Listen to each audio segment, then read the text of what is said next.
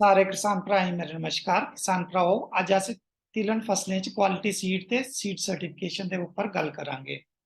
किसान भराओ, बीज जेहड़ा साढ़े उत्पादन ताईं बड़ा ही जरूरी है। अगर अस क्वालिटी का बीज इस्तेमाल करने हैं तो साड़ी पैदावार भी जड़ी है मती होंदी है। ते तिलहन फसलें की गल करिए, जम्मू खिते च खासकर जेहड़ा है तोरिया उगाया जाता है, गोभी सरसों उगाया जाता है, देसी सरियां उगाया जाता है। इसके अलावा खरीफ सीजन च अस गल करिए तो सेम जिसे तिल आखने हैं उसी उगाया जाता है। ये जी तोरिया की फसल है, 70 तो 90 दिन च तैयार होंगी है। ये जड़ा देसी सरियां 135 तो 145 दिन च तैयार होंदा, ते जी गोभी सरियां है वो 145 तो 155 दिन च तैयार होंगी है। ते किसान भराओ, अज अस जी बीज के उत्पादन के बारे च गल करने आ। ते बीज जेहड़ा किसान भरा इत्थे किसान जेहड़े समझते हैं बिल्कुल कि अगर साड़ा बीज अच्छी क्वालिटी का होएगा तो साड़ी पैदावार भी मती होग। अच्छे बीज का मतलब यह है कि साढ़े खेत च खरपतवार नहीं उगे, साढ़े खेत च जेहड़े बीमारी वाले प्लांट्स भी नहीं उगन। ते क्वालिटी सीड के के पैरामीटर होने चाहिए। एक जेनेटिकली प्योर होनी चाहिए, इसकी जर्मीनेशन परसेंटेज भी हाई होनी चाहिए, और इसके अलावा ये जेड़ा खरपतवार के बीजें तो भी मुक्त होए, और इसके अलावा जेड़े बीमारी वाले पौधे तो भी मुक्त होए। इस तरह के जेड़ा बीज होंदा उसी अस क्वालिटी बीज आखने हैं। मतलब उसकी जेनेटिक प्योरिटी भी होनी चाहिए, उसकी फिजिकल प्योरिटी भी होनी चाहिए, उसका मॉइस्चर पर कंटेंट भी जड़ा एक सूटेबल रेंज होना चाहिए। इसके अलावा जेड़े वीड सीड ने भी एक सूटेबल रेंज होने चाहिए, तो घट होने चाहिए, ये बिल्कुल नहीं होने चाहिए। तो इसी तरह डिजीज और बीमार प्लांट्स भी इस नहीं होने चाहिए।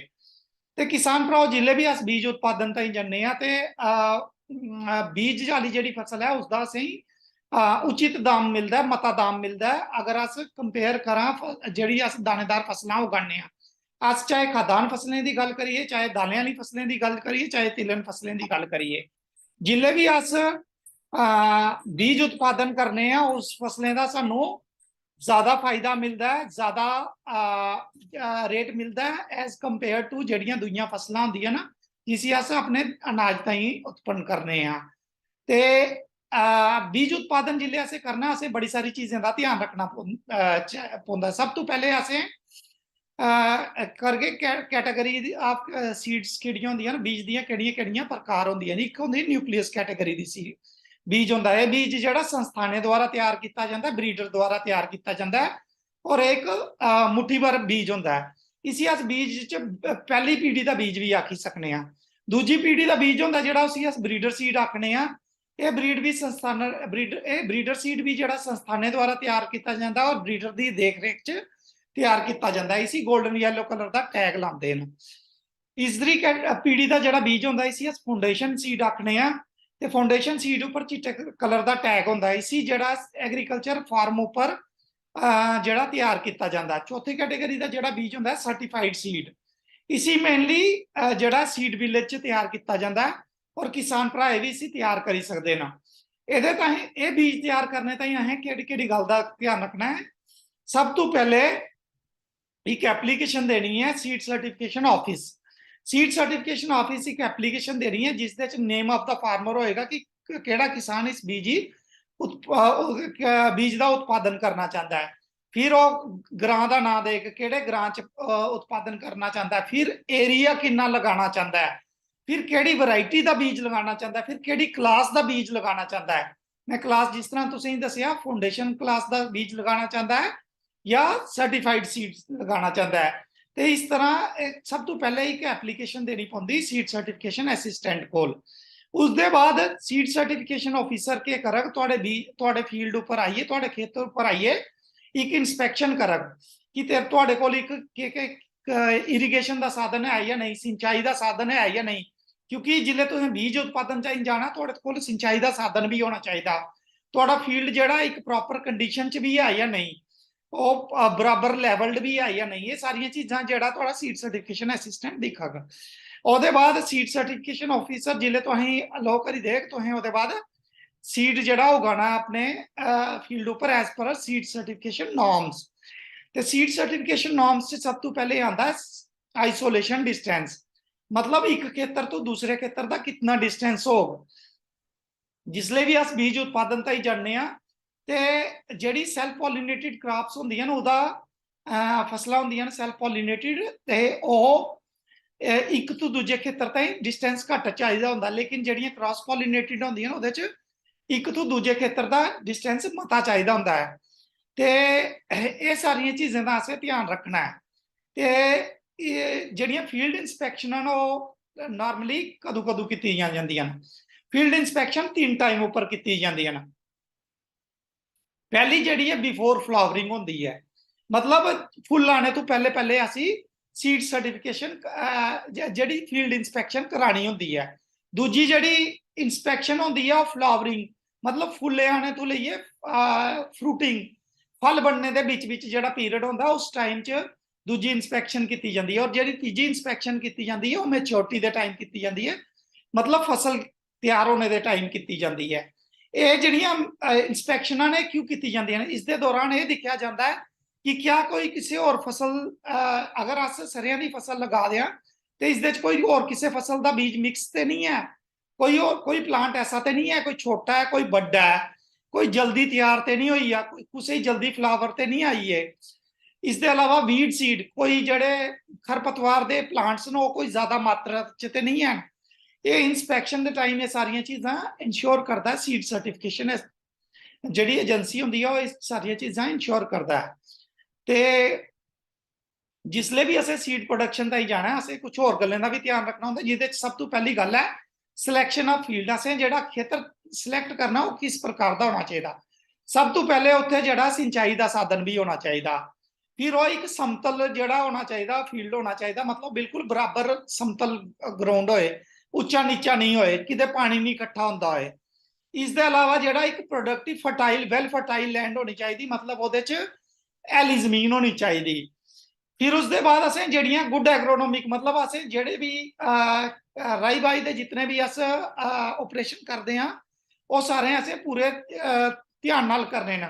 बीज कितने मात्रा च पाना है वो लाइन च लाना है, फिर उसी सिंचाई टाइम टाइम ऊपर देनी है, उसी फर्टिलाइजर खाद टाइम टाइम ऊपर देनी है। उसके अलावा जेड़ा पूरा असें जेह्ड़े कीड़े मकोड़े पौंदे न या बमारी पौंदी है उसी उसका भी पूरा ध्यान रखना है। और वीड सीड्स या वीड प्लांट्स अगर खेतर च पे दे तो उन्हें भी असें पूरी तरीके कंट्रोल करना है। तो ये सारियां एग्रोनॉमिक प्रैक्टिसिस असें फॉलो करनियां पौंदियां जिसले असें बीज दी फसल तैयार करनी है। फिर रोगिंग, मतलब रोगिंग का मतलब है कि जेह्ड़े प्लांट्स जेह्ड़े पौधे सानू नहीं चाहिए वो असें बीज वाली फसल चों कड्ढी देने। जिस तरह मैं तुसेंगी आख्या दूजी वैरायटी का बीज है, कोई पौधा है या दूजी क्रॉप का बीज है, दूजी फसल का बीज है, या कोई खरपतवार का पौधा है, या कोई बीमारी वाला पौधा है, सारे पौधे असें कड्ढी देने। ते उसके अलावा असें आइसोलेशन डिस्टेंस मेनटेन करना, जिसके बारे में तुहाडे नाल हुणे डिस्कस भी किया है। तो फील्ड इंस्पैक्शन में तुसेंगी पहले ही दस्सिया कि फ्लावरिंग के टाइम,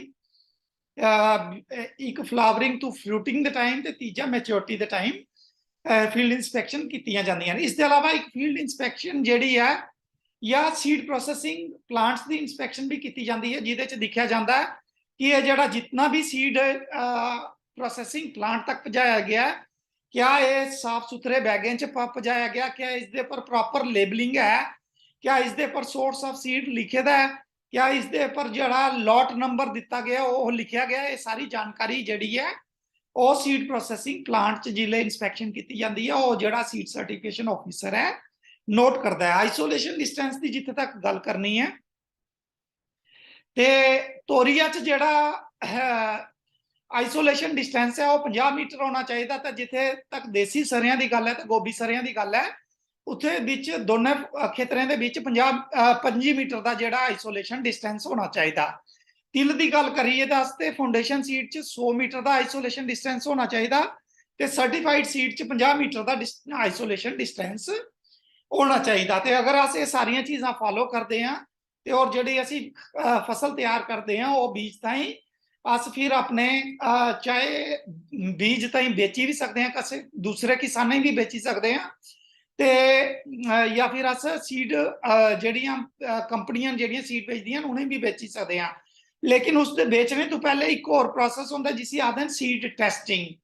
तो सीड टेस्टिंग के दौरान ये सारे पैरामीटर्स चेक किए जाते हैं। सीड टेस्ट जिले सीड प्रोसेस किया जाता आफ्टर जिले असी बीज ही कटाई के बाद सीड प्रोसैसिंग करने मशीनें द्वारा जिहदे क्लीनर होंदा है, ग्रेडर होंदा है ते स्पैसिफिक ग्रेविटी सैपरेटर्स होंदा, उहदे च असी साफ करने ਉਹਦੇ ਬਾਅਦ ਜਿਹੜਾ ਸੀਡ ਤਿਆਰ ਹੁੰਦਾ ਉਹਨੂੰ ਅਸੀਂ ਬੈਗਾਂ 'ਚ ਪੈਕ ਕਰਨੇ ਆ, ਬੋਰੀਆਂ 'ਚ ਪੈਕ ਕਰਨੇ ਆ, ਫਿਰ ਉਸਦੇ 'ਚ ਪ੍ਰੋਪਰ ਬੈਗਿੰਗ ਲੇਬਲਿੰਗ ਕਰਦੇ ਆ ਤੇ ਉਸ ਸੀਡ ਦੀ ਟੈਸਟਿੰਗ ਤਾਈਂ ਜਿਹੜੇ ਸੀਡ ਸਰਟੀਫਿਕੇਸ਼ਨ ਵਾਲੇ ਸੈਂਪਲ ਲਈਏ ਜਾਂਦੇ ਨੇ। ਉਸ ਸੈਂਪਲ ਦਾ ਫਿਰ ਐਨਾਲਿਸਿਸ ਕਰਦੇ ਨੇ, ਉਹਦੇ 'ਚ ਜਿਹੜੇ ਪੈਰਾਮੀਟਰ ਟੈਸਟ ਹੁੰਦੇ ਨੇ ਉਹਦੇ 'ਚ ਹੈ ਪਿਓਰਿਟੀ, ਫਿਜ਼ੀਕਲ ਪਿਓਰਿਟੀ ਚੈੱਕ ਕੀਤੀ ਜਾਂਦੀ ਹੈ ਕਿ ਇਹਦੀ ਫਿਜ਼ੀਕਲ ਪਿਓਰਿਟੀ ਜਿਹੜੀ ਹੈ 97% ਤੋਂ ਉੱਪਰ ਹੋਣੀ ਚਾਹੀਦੀ, ਚਾਹੇ ਉਹ ਫਾਊਂਡੇਸ਼ਨ ਕੈਟਾਗਰੀ ਦਾ ਸੀਡ ਹੋਵੇ ਚਾਹੇ ਸਰਟੀਫਾਈਡ कैटेगरी का सीड होए, और वो जी इंप्योरिटीज न जड़ियाँ 3% तो उपर नहीं होनी चाहिए। अदर क्रॉप सीड्स मतलब दूजी फसल का बीज जोड़ा 10 बीज पर किलो सीड तो ज़्यादा नहीं होना चाहिए फाउंडेशन सीड च, 20 बीज पर किलो सीड सर्टिफाइड सीड च नहीं होना चाहिए। अगर असी खरपतवार की गल करिए तो वह भी 10 बीज पर किलो बीज तो ज़्यादा नहीं होना चाहिए फाउंडेशन, 20 बीज पर किलो सर्टिफाइड सीड च ज्यादा नहीं होना चाहिए। अदर वैरायटी का सीड भी 10 बीज पर किलो फाउंडेशन सीड च ज्यादा नहीं होना चाहिए, तो 20 बीज पर किलो सर्टिफाइड च ज्यादा नहीं होना चाहिए। जर्मीनेशन जी है जी 80% तो उपर होनी चाहिए फाउंडेशन ते सर्टिफाइड सीड च, ते जिहड़ा मॉइस्चर कंटेंट है और 9% दे लगभग होना चाहिए स्टोरेज के दौरान।